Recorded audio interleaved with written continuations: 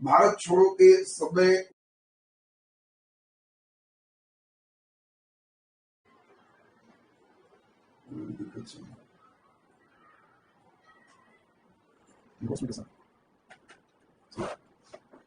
चलिए सही है। चलिए नेटवर्क का कुछ इशू था लेकिन सही है। चलिए हम लोग पढ़ रहे थे जयप्रकाश नारायण, तेजी में हम लोग ध्यान दें। जयप्रकाश बाबू के बारे में हम लोग देख चुके थे। स्वतंत्रता के पहले उनकी क्या भूमिका रही, स्वतंत्रता प्राप्ति के बाद भी भूमिका क्या रही, दोनों हम लोग पिछले क्लास में पढ़ चुके थे। हम लोग पिछले क्लास में देखे राष्ट्रीय आंदोलन के दौरान किस प्रकार वे पहले पढ़ने के लिए अमेरिका गए और अमेरिका से जब वे भारत आए तो 29 के बाद हम लोग ने देखा कि कैसे वे सविनय अवज्ञा आंदोलन में भाग लिए, भारत छोड़ो आंदोलन में बढ़ चढ़ के भाग लिए। भारत छोड़ो के समय सबसे मुख्य नायक की भूमिका में आए जयप्रकाश बाबू। इसके बाद स्वतंत्रता प्राप्ति के बाद हम लोग देखे कि संपूर्ण क्रांति का उन्होंने नारा दिया और संपूर्ण क्रांति के नारा के बाद हम लोग देखे इंदिरा गांधी जो लगातार कांग्रेस की सरकार आ रही थी, पहली बार प्रथम गैर कांग्रेसी सरकार के गठन में सबसे बड़ा योगदान जयप्रकाश नारायण का। ये पूरी बात पिछले क्लास में हम लोग सुन चुके थे। अब आज के क्लास में जयप्रकाश नारायण पर हम लोग उनके समाजवाद, सर्वोदय, लोकतंत्र, ये कुछ विचारों को हम लोग आज के क्लास में समझेंगे और उसके बाद हम लोगों का ये डाउट क्लियर हो जाएगा। मतलब आज हम लोग जो चलेंगे वो होंगे जयप्रकाश नारायण के विचार, जयप्रकाश नारायण के विचार। तो आज हम लोग जयप्रकाश नारायण के विचार पे हम लोग देखेंगे और सबसे पहला विचार इनका देखेंगे समाजवाद। समाजवाद पर जयप्रकाश नारायण के क्या विचार हैं और उसी पे अभी हम लोग सुनने का काम करें। देखिए, आपको हम बताए थे कि जब जयप्रकाश बाबू अमेरिका में पढ़ाई कर रहे थे तो उन्हें आर्थिक दिक्कतों का भी सामना करना पड़ा और आर्थिक दिक्कतों को ठीक करने के लिए आपको बताया कि वे फैक्ट्री में दूसरे जगह खुद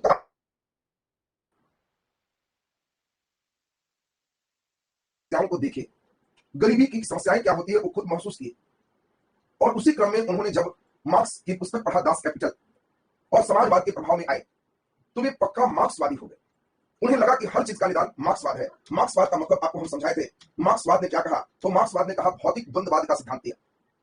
भौतिक द्वंद्ववाद का मतलब अमीरी और गरीबी के कारण एक दिन अमीर और गरीब के बीच में, दोनों वर्ग के बीच में संघर्ष होगा और मार्क्स ने वर्ग संघर्ष का सिद्धांत दिया। और जब भौतिक द्वंद्ववाद में, भौतिक मीन्स रुपया पैसा के इस द्वंद्व में जो अमीर और गरीब वर्ग है उसमें जो मजदूर वर्ग है जिसको सर्वहारा वर्ग कहते हैं, वह एक दिन अमीरों के साथ लड़ेगा और इस वर्ग संघर्ष में वे सत्ता पर अधिकार करेगा और सत्ता पर मजदूरों का जब अधिकार होगा तो एक ऐसे समाज का निर्माण होगा जो वर्ग विहीन समाज होगा, जिसमें कोई ना अमीर वर्ग होगा ना गरीब वर्ग होगा। जो राजा होंगे, शासक होंगे, वो सारी चीज का, जितने भी फैक्ट्री है, जितने भी जमीन है, सब का सार्वजनिकरण करेंगे, मतलब उस सबको सरकारी घोषित करेंगे, निजी प्रॉपर्टी किसी की नहीं होगी और यह ताकत के बल पर होगी। यही मार्क्सवाद का सिद्धांत जयप्रकाश बाबू के दिमाग में बिल्कुल बैठा हुआ है कि मार्क्सवाद से अच्छा कुछ नहीं। उसी समय रूसी क्रांति को भी उन्होंने बड़ा नजदीक से देखा। 17 में रूसी क्रांति, रूस की क्रांति में लेनिन रूस के सत्ता पे बैठा, वर्ग संघर्ष के द्वारा ही बैठा था और लेनिन ने रूस के समाज को वर्ग विहीन समाज,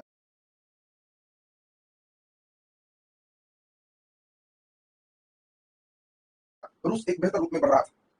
इनके अंदर और भी प्रभाव बढ़ गया जब 1929 के आर्थिक संकट में रूस पर कोई प्रभाव नहीं पड़ रहा। ये मार्क्सवाद के परम सपोर्टर है। ये टैगोर जैसे नहीं है राष्ट्रवाद में, इनके अंदर राष्ट्रवाद की भावना है। ये अमेरिका में ही सोच रहे हैं कि हम भारत में यही मार्क्सवाद की भावना से समाजवाद स्थापित करेंगे। इनका चिंतन चल रहा है कि हम भारत में जिस भारत की स्थापना करेंगे उस भारत में पहला तो हमें अपना पावर होना चाहिए, हमारे पास अपना अधिकार होना चाहिए, तब तो हम कुछ परिवर्तन करेंगे। और इसीलिए जब तक राजनीतिक शक्ति नहीं होगी तब तक कोई परिवर्तन नहीं होगा और इसके लिए हमें अपने देश को आजाद कराना होगा, अंग्रेजों को भगाना होगा। इस बात से ही उनके मन में बैठा होगा। और आपको समझाए थे कि जब वो भारत आए तो भारत आने के बाद वे अपने मार्क्सवाद के थ्योरी से भारत की आजादी की रास्ता सोच रहे हैं। लेकिन जब वे गांधी के संपर्क में आए, महात्मा गांधी के संपर्क में आए, तो गांधी ने भी समाजवाद का पक्ष लिया था। आपको याद है, नेहरू ने भी समाजवाद का पक्ष लिया था। सभी लोग कह रहे हैं समाजवाद अच्छा है लेकिन मार्क्सवाद नहीं। ये संघर्ष के द्वारा, लड़ाई झगड़े के द्वारा जो बैठेगा वो सही नहीं। और गांधी और नेहरू जब दोनों के संपर्क में जयप्रकाश नारायण आए तो उनके अंदर भी थोड़ी मार्क्सवाद से आस्था हल्का कमा। जो मार्क्सवाद को मेन मानते थे उन लोगों को कम्युनिस्ट कहते थे। शुरुआत में तो जयप्रकाश नारायण कम्युनिस्ट पार्टी ही ज्वाइन की। भारत आने के बाद हमने देखा भारतीय राष्ट्रीय कांग्रेस वही ज्वाइन की और कांग्रेस में भी वे अपना समाजवादी पार्टी को अलग की। भारतीय कम्युनिस्टों को उन्होंने देखा कि जो भी कम्युनिस्ट पार्टी के सदस्य हैं वे सभी रूस के भक्त हैं, भारत के नहीं। उन सभी का ज्यादा विश्वास रूस में, क्योंकि रूस की क्रांति के बाद ही भारत में कम्युनिस्ट पार्टी की स्थापना में वगैरह सब किए। तो यहाँ के जो कम्युनिस्ट लोग हैं, जो मार्क्सिस्ट लोग हैं, जो मार्क्स को मानने वाले हैं, उनकी पूरी भक्ति रूस के साथ, भारत के प्रति उनकी आस्था कम है। और यह देख के जयप्रकाश नारायण बड़ा चिंतित है कि भारत में रहता है और रूस के एजेंट जैसा काम करता है। ऐसे मार्क्सवादी लोगों को तो हम देखना नहीं चाहते। अपने देश का सोचो। धीरे धीरे उन्होंने खुद देखा। आप जानते हो 1924 में ही लेनिन की मृत्यु हो गई थी और तब रूस के सत्ता पर स्टालिन हेड बना और स्टालिन ने मार्क्सवाद के नाम पर जब सारे लोग के व्यक्तिगत स्वतंत्रता को छीन लिया कि हम जो कर रहे हैं एकदम सही है, कोई आवाज नहीं उठाए, और स्टालिन के द्वारा रूस में जो आतंक मचाया गया, उस आतंक को देखते हुए जयप्रकाश नारायण को लगा कि हम गलत डिसीजन लिए हैं, मार्क्सवाद किसी भी एंगल से अच्छा नहीं है और मार्क्सवाद से इनका मोह भंग हो गया। यानी शुरुआत में ये मार्क्सवादी हैं, लेकिन गांधी नेहरू के प्रभाव में आकर और स्टालिन के क्रियाकलाप को रूस में देखे कि जो निरंकुश रूप में व्यक्तिगत स्वतंत्रता को बाधित करके आतंक जो मचाए हुए हैं, इन सभी को देखे और जयप्रकाश बाबू ने डिसीजन लिया कि हम मार्क्सवाद के सिद्धांत को नहीं माने। हाँ, ये सिद्धांत ठीक है, मार्क्स ने जो कहा वो सिद्धांत ठीक है, सब समाज में लोग बराबर रहे। आपको याद है नेहरू ने भी कहा था कि हाँ मैं समाजवादी, गांधी ने भी कहा था कि समाजवाद हो, और इसीलिए अब जयप्रकाश बाबू भी जो अब समाजवाद कर रहे हैं, इनका समाजवाद तो रूस वाला समाजवाद नहीं है, मार्क्स वाला समाजवाद नहीं है। कम्युनिस्टों का भारत में रूस की भक्ति, क्योंकि कम्युनिस्ट की सिर्फ एक ही चीज है, उनके जनक रूस है, और इसीलिए वे भारत में भी रह रहे हैं, तो उनको लग रहा है भारत की चिंता नहीं है, कम्युनिस्ट के उत्थान की चिंता है कि सारे देश में कम्युनिस्ट हो। हम केवल क्योंकि कम्युनिस्ट जो विचारधारा है मार्क्सवादी, मार्क्स किसी देश की बात नहीं कर रहा, मार्क्स पूरे विश्व की बात कर रहा है कि पूरे विश्व में यही हो। रूस तो केवल पहला देश बना है इसका, लेकिन रूस इतना मजबूत हो जाए कि देखते देखते पूरे विश्व में मार्क्सिस्ट सब लोग हो जाए, पूरे विश्व में कम्युनिस्ट सब लोग हो जाए, हम कम्युनिस्टों का विश्व में राज हो, और इसलिए लोग भारत की चिंता नहीं करके इसकी चिंता करते। तो इनकी जो चिंतन है एक विश्वव्यापी चिंतन है कम्युनिस्टों के राज का, न कि भारत की स्वतंत्रता का, और इसीलिए जयप्रकाश नारायण ये दुखी। और जयप्रकाश नारायण अब महात्मा गांधी के संपर्क में आए, और इनका जो समाजवाद है इसकी व्याख्या उन्होंने भारतीय समाज के संदर्भ में किया। इन्होंने एक पुस्तक भी लिखा 1936 में, जिस पुस्तक का नाम है व्हाई सोशलिज्म, समाजवाद क्यों।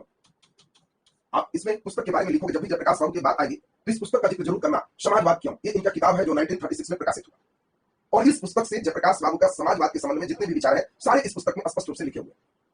जयप्रकाश नारायण का कंप्लीट और ये सिद्धांत आपके दिमाग में आ गया कि वर्ण संघर्ष में विश्वास नहीं कर रहे। शुरुआत में था, अब वो हटा दिया कि एक दिन गरीब को उठाएंगे, अमीरों को मारेगा, सब संपत्तियों पर सरकारी बना देंगे, अब ये सब चीज से उनका विश्वास हट गया। और चूंकि मैं गांधी और नेहरू के संपर्क में है, तो जो गांधी का समाजवाद आपने पढ़ा, जो नेहरू का समाजवाद आपने पढ़ा, लगभग वही बातें जयप्रकाश बाबू के समाजवाद में हो। जो गांधी का राष्ट्रवाद आपने पढ़ा, लगभग वही बात जयप्रकाश बाबू के राष्ट्रवाद में हो। जो गांधी का सर्वोदय आपने पढ़ा, सेम वही बात जयप्रकाश नारायण के और हमारा सर्वोदय में हो। उन्हीं के संपर्क में है, लगभग गांधीवादी था। एक बार जिन पहलू पे आपको बता रहे वहां सुनोगे, फिर यहाँ जोड़ोगे, दोनों सही हो जाए। कुछ पॉइंट्स की बात करते जिसमें आप बढ़िया से इसको लिख सकते हो कि सर ये तो गांधीवादी में वो तो है ही, इनका थोड़ा डिटेल कर दीजिए। तो व्हाई सोशलिज्म में इन्होंने साफ लिखा कि मैं सामाजिक और आर्थिक विषमता का विरोधी हूं। समाज में जो सामाजिक और आर्थिक विषमता है, विषमता का मतलब जो ऊंच नीच है, जो भेदभाव है, कोई अमीर है कोई गरीब है, किसी को समाज में बहुत बड़ा माना जा रहा है, किसी को छोटा माना जा रहा है, जयप्रकाश नारायण इसके विरोधी, वे कट्टर विरोधी। उनका कहना है कि सभी को अवसर की समानता मिलनी चाहिए, सबको अवसर की समानता मिलनी चाहिए, जितने व्यक्ति हैं सबको एक प्रकार का अवसर देना चाहिए। और इसीलिए ये स्पष्ट रूप से ये चाहते हैं कि आर्थिक विषमता कैसे दूर होगा, सामाजिक विषमता कैसे दूर होगा, विषमताओं को दूर कर सबको एक करना, यही तो समाजवाद। आपको समाजवाद का मतलब समझना है कि पूरे समाज एक रहे, वो समाजवाद, किसी प्रकार का भेदभाव न हो, वो समाजवाद। और सामाजिक विषमता में पिछले क्लास में भी आपको समझाए थे, आज भी फिर हम लोग देख रहे हैं। सामाजिक समाजवाद में जयप्रकाश नारायण का थ्योरी क्या है? जाति विहीन। गांधी जी से थोड़ा अलग है। गांधी जी जाति को एकदम समझ रहे हो कि कितना जरूरी, न्यूटन के गुरुत्वाकर्षण नियम जितना जरूरी बता रहे हैं, लेकिन जयप्रकाश नारायण कह रहे हैं कि हमारा समाज जाति विहीन। पिछले दिन भी आपको बताया थे, अंतरजातीय विवाह को इन्होंने प्रोत्साहित किया, कोई ऊंचा कोई नीचा नहीं, जितने हैं सब लोग बराबर है। और जाति विहीन जब हमारा समाज होगा, सब समाज में एक मानव होंगे, और वो हमारा पूरे जातीय समाजवाद के रूप में होगा, सब जात बराबर। आर्थिक विषमता को दूर करने के लिए इन्होंने वही चीज कहा। इनका सीधा सीधा थ्योरी दो है। आर्थिक विषमता कैसे दूर होगा? तो जितने भी उत्पादन के साधन है, इस समस्त उत्पादन के साधन पर समाज का अधिकार, तो व्यक्ति का नहीं, समाज का अधिकार का मतलब वो सरकारी हो। जितने भी फैक्ट्री है, जितने भी खदान है, ये सब के सब सरकार के नियंत्रण में, और सरकार सिर्फ एक चीज के लिए काम करे, वह वो अमीरी गरीबी का भेद मिटाने के। सरकार एक पिता के समान है, जो किसी बेटे को बड़ा किसी को छोटा ऐसा ना करे, सब पुत्र उसका समान रहे, और इसके लिए उत्पादन के समस्त साधन पर सरकार का अधिकार होना चाहिए। यानी कि सरकार के नियंत्रण में फैक्ट्रियों को रखने, प्राकृतिक संसाधन के खान को रखने के पक्षधर जाति विहीन समाज की इन्होंने कल्पना किया। इनका मानना है कि सरकार के नियंत्रण से ही हमारे समाज का पूरे सामंजस्यपूर्ण हमारा डेवलपमेंट हो पाएगा, विकास हो पाएगा, सब में सामंजस्य स्थापित हो पाएगा। दूसरा नंबर, अब आप बिल्कुल ये समझ चुके होंगे कि जयप्रकाश नारायण भौतिक द्वंद्ववाद जो मार्क्सवाद का सिद्धांत है कि अमीर गरीब में आपस में लड़ाई होगा, वर्ण संघर्ष होगा, तो ये भौतिक द्वंद्ववाद और वर्ण संघर्ष, इस सिद्धांत को वो नहीं मान रहे। व्हाई सोशलिज्म में कह रहे हैं कि मैं इस तरह से नहीं चलता, मैं इसमें विश्वास प्रकट नहीं करता जो मार्क्स कहा, लेकिन मैं समाजवाद के प्रमुख तत्वों को अपनाऊंगा। ये भारतीय संस्कृति के अनुकूल अपनाया जाएगा। और हमारा ऐसा नहीं कि मैं कह रहा हूं, भारतीय संस्कृति में भी ये पहले से कहा हुआ है कि हमें मिल बांट कर खाना चाहिए। ये मिल बांट कर खाना, ये इनका प्रमुख स्लोगन है। इन्होंने कहा कि मैं ये नहीं कह रहा हूं कि कार्ल मार्क्स ने ऐसा कहा, कार्ल मार्क्स ने कहा, मैं उसकी बात नहीं मानता, लेकिन मैं पूरा समाज एक हो, इसका मैं पूरे समर्थक हूं। और ये मैं नहीं, भारतीय संस्कृति के अनुकूल है। हमारी संस्कृति का एक वाक्य है, हमें मिल बांट कर खाना चाहिए, दूसरे की खुशी में ही हमारी खुशी छिपी है। ये हमारी संस्कृति का आदर्श वाक्य है, और इन आदर्श वाक्यों के कारण वे कह रहे हैं कि अमीर मिल बांट कर खाओ, वो दूसरा को केवल दे दो, वो खुश है तो दूसरे की खुशी में हमारी खुशी है। ये चीज को सोचो, तो इससे हमारे यहाँ अपने आप क्रम से धीरे धीरे समाजवाद फैल जाए। तीसरा नंबर, जयप्रकाश नारायण की अगला नंबर जो थ्योरी आप दोगे, उसमें देखो मार्क्सवाद कंप्लीट रूप से स्वतंत्रता की बात करता है, लेकिन व्यक्ति के संदर्भ में समाजवाद या मार्क्सवाद कभी भी इसकी इजाजत नहीं देता। समाजवाद कहता है कि सरकार का पूरा नियंत्रण होना चाहिए, मार्क्सवाद कहता है कि व्यक्ति पर भी सरकार का नियंत्रण होना चाहिए। व्यक्ति इसके लिए स्वतंत्र नहीं है कि रोड पर जिंदाबाद करेगा, मुर्दाबाद करेगा। आपको याद है चीन में मैं बताया था, माओवाद माओ से तुमने स्थापित किया, आज भी वहां सरकार के खिलाफ खुलकर न प्रेस लिख सकता है, न जनता कर सकती। भारत में जैसे प्रेस कुछ भी लिख सकती है। आप देखे होंगे कि वेस्ट बंगाल का चुनाव ममता बनर्जी जीती तो मोदी का किसी प्रकार का कार्टून किसी चैनल के द्वारा बनाया गया। ये भारत की खूबसूरती है। अगर ऐसा चीन का कोई टीवी वाला कर दे तो उसका मालिक पकड़ के उसको मृत्युदंड दे दिया जाए। वहां राजा के खिलाफ कुछ नहीं कर सकते, व्यक्ति भी कोई नहीं बोल सकता, उसका व्यक्ति के संदर्भ में व्यक्तिगत स्वतंत्रता वैलिड ही नहीं होता। इसके ठीक उलट जयप्रकाश नारायण सभी प्रकार की स्वतंत्रता की विचारधारा के समर्थक। इनका मानना है कि व्यक्ति भी स्वतंत्र हो, राष्ट्र भी स्वतंत्र हो, व्यक्ति की भी अपनी कुछ आजादी होनी चाहिए और इसीलिए इनका व्यक्ति स्वतंत्रता के ये पक्षधर है जो मार्क्सवादी समाजवाद से बिल्कुल अलग। देखो, जो समाजवाद कहीं भी होता है तो ये कहता है कि सत्ता पावर ऊपर से नीचे जाना चाहिए। आप सभी को याद है नेहरू का भी मानना यही था कि पावर ऊपर से नीचे जाना चाहिए, ट्रिकल डाउन वाला थ्योरी आपको समझाया। गांधी का जैसा मानना था जयप्रकाश बाबू का भी वही मानना है। महात्मा गांधी के जैसा जयप्रकाश बाबू ने कहा कि नहीं, जो पावर है वो गांव से देश की ओर आना चाहिए और यह नीचे से ऊपर की ओर जाना चाहिए। और इन्होंने जयप्रकाश नारायण ने सत्ता के विकेंद्रीकरण का पक्ष लिया। डिसेंट्रलाइजेशन ऑफ पावर, पावर ऊपर एक जगह नहीं होना चाहिए, एक पावर नीचे की ओर बढ़ जाना चाहिए। आपको ठीक बात याद होगा, गांधीवादी थ्योरी जब पढ़ा रहे थे यही आपको मेन किए थे, जिसमें हम लोग देखे थे गांधी जी भी कह रहे थे कि नीचे से पावर ऊपर जाए और इसी प्रकार जयप्रकाश नारायण भी कह रहे हैं। जबकि मार्क्सवाद का थ्योरी है पावर ऊपर होगा तब तो कंट्रोल हो। मार्क्सवाद ऊपर से नीचे के पावर की बात करता है, जबकि जयप्रकाश नारायण और गांधी ये दोनों पावर सत्ता की बात नीचे से ऊपर की ओर करते हैं और एक सत्ता के विकेंद्रीकरण के पक्षधर हैं। तो सत्ता के विकेंद्रीकरण का मतलब आप समझ चुके हो कि पावर ऊपर से नीचे मिल जाए, नीचे में पावर। इन्होंने आर्थिक विषमता में कृषि को भी शामिल किया था जो गांधी एक नहीं कर रहे। जयप्रकाश नारायण का देखो कृषि के संदर्भ में, भूमि के संदर्भ में क्या कहना है। जयप्रकाश नारायण ने कहा साफ कि भारत में जो आर्थिक विषमता है उसका कारण सबसे बड़ा है भूमि का वितरण। भूमि का वितरण ये सबसे बड़ा कारण है। भूमि का वितरण यहाँ ऐसा है कि कुछ लोग जमींदार हैं, उनके पास बहुत ज्यादा भूमि है, कुछ बेचारे के पास कोई जमीन नहीं है, कुछ के पास बहुत कम जमीन है। आजादी के बाद भी जब वो देख रहे हैं कि इसी प्रकार की व्यवस्था बनी हुई तो उन्होंने साफ कहा कि सभी जमीन को फिर से बंटवारा होना चाहिए। बंटवारा ही गलत हुआ है। तो ऐसा पिताजी की अगर मान लो कि 10 एकड़ जमीन है और इसमें 3 भाई हैं, एक भाई 9 एकड़ ले लिया और एक दोनों भाई को बाकी आधा आधा एकड़ दे रहा है। क्यों? ये दोनों बहुत इस समय गरीब है, ये कमा रहा है, तो जरूर बाद में इसके घर में लड़ाई स्वाभाविक है कि अभी पीढ़ी जरूर लगेगा कि 10 बीघा बाबा का था तो तीनों का है, तुम कैसे ले लिया? फिर से बात। इन्होंने वही कहा कि भूमि का जो वितरण है ये हमारे देश में सही नहीं। जमींदारों को इतनी भूमि मिल चुकी है कि उतना भूमि में वो खेती नहीं कर सकता और जो खेती करने वाला है उसके पास जमीन नहीं है, वो उसके जमीन में खेती करता है और वह जमींदार आजादी के बाद भी आज भूमि का स्वामी है और उसका शोषण करता है। और जयप्रकाश नारायण ने ही सीधा सीधा कहा भूमि का उसी का है जो उसे जोतता है। और देखो इनका थ्योरी अलग है। ये कहे कि जोतने वाले लोगों को भूमि का स्वामित्व प्रदान कर देना चाहिए। जिसके पास बहुत ज्यादा जमीन है उतना तो जोतेगा नहीं, जरूर किसी न किसी को जोतने के लिए रखेगा। अगर जो व्यक्ति खेत जोत रहा है, जोतने में रख रहा है, तो जितना वो जोत रहा है समझिए रियल उतना ही होना चाहिए। ज्यादा भूमि है उससे नहीं जोत हो पा रहा है तो जिसको दे रहा है वो बस जमीन जिसको दिया उसी के नाम से लिख दीजिए, सब भूमि ऑटोमेटिक सबका हो जाएगा। और इन्होंने सीधा कहा कि भूमि उसी का है जो जोते, यानी जोतने वाले किसानों की भूमि के स्वामित्व की इन्होंने बात की कि तब भारत में समाजवाद स्थापित हो पाएगा। तो अब जयप्रकाश नारायण के समाजवाद पे आप आराम से लिख सकते हैं इनके समाजवाद मार्क्स के समाजवाद से बहुत कुछ अलग। मार्क्सवादी समाजवाद में इनकी आस्था ही नहीं और इसीलिए आप इसमें आराम से इसमें लिख सकते हैं बिल्कुल। तो अब ध्यान दीजिए मार्क्सवाद पर ध्यान दीजिए। मार्क्सवाद में हम लोग ने देखा इक्वल डिस्ट्रीब्यूशन। देखिए इसमें मार्क्सवाद में इक्वल डिस्ट्रीब्यूशन दूसरे ढंग का है। मार्क्सवाद में इक्वल डिस्ट्रीब्यूशन है कि जितनी संपत्ति है सब छीन लीजिए और तब इक्वल डिस्ट्रीब्यूशन कीजिए, ये मार्क्सवाद है। लेकिन जयप्रकाश नारायण कह रहे हैं कि सब मत छीनिए, वो जितना अपने से जोत पा रहा है उसको दे दीजिए, वो अपने हो गया, बाकी जो दे रहा है दूसरे तीसरे को जोतने के लिए ये वाला छीन लीजिए। ये दोनों में अंतर है, डिफरेंस है। मार्क्सवाद कहता है कि सब चीज छीन लो, सब छीन लो और सबको बराबर बांट। जयप्रकाश बाबू कह रहे हैं मान लो 100 एकड़ जमीन इसका है और 25-30 एकड़ खुद से जोत रहा है, छोड़ दो 30 एकड़ अपने उतना कर रहा है तो सही है, बाकी जो नहीं कर पा रहा है वो दूसरे को दे। तो ये हम लोग थ्योरी देखे जयप्रकाश नारायण के समाजवाद का थ्योरी। जयप्रकाश नारायण के लोकतंत्र संबंधी कैसी अवधारणा है थोड़ा इस पर भी हम लोग विचार करें। लोकतंत्र के बाद अंतिम आप फाइनली थोड़ा सा सुन लोगे इनके सर्वोदय की विचारधारा, बस जयप्रकाश नारायण कंप्लीट हो जाए और तब हम लोगों को मेन सेक्शन पर करना होगा, वह होगा आपका राम मनोहर लोहिया के बारे में हम लोग मेन देखें। तो अब जरा ध्यान दीजिए लोकतंत्र के प्रति इनकी कैसी आस्था है। जयप्रकाश नारायण लोकतंत्र में पूरा विश्वास करें। हम लोगों ने यहां तक देखा कि इनके अंदर राष्ट्रवाद भी है, वो टैगोर वाला राष्ट्रवाद नहीं है। अपने देश के मुक्ति का कि हम अपने देश का उत्थान तभी कर सकते जब सत्ता का संचालन हमारे हाथों में होगा, हम भारतीय के हाथों में होगा। और इनका मानना है कि लोकतंत्र में सबसे इंपॉर्टेंट पॉइंट है दल विहीन राजनीति। इनका मानना है कि जो हमारे देश में इलेक्शन होता है तो इसमें 2 दल होते हैं, एक दल के पास बहुमत होता है और दूसरा दल विरोधी दल बनते हैं। इन्होंने कहा कि ये सब केवल खेल करता है। ये जो दल वाला राजनीति है, ये दल वाला राजनीति क्या करता है, ये जनता का जितना है उसको शक्तिहीन बना देता है। इसमें जनता बेचारी हो जाती है, ये शक्तिहीन हो जाते हैं। इसमें दल के कारण जनता को केवल हानि ही हानि। आपको लगा होगा कि कौन सी बात है भाई, तो बड़ा उल्टा पुल्टा बात सुन। तो हाँ, इनका थ्योरी अलग। इनका थ्योरी है कि जिसको बहुमत मिलता है वह लोकतंत्र के नाम पर स्वेच्छाचारी शासन प्रारंभ करता है। स्वेच्छाचारी शासन प्रारंभ करता है, नाम लेता है लोकतंत्र और शासन करेगा उसके जो मर्जी में आ जाए, जो मर्जी में आ जाए वो पारित करते रहेगा। क्योंकि उसका बहुमत है वो सब चीज कानून की लाएगा, वो लाएगा। वो जनता की इच्छा नहीं है, वो उसकी अपनी इच्छा है और उसको पारित करते रहे।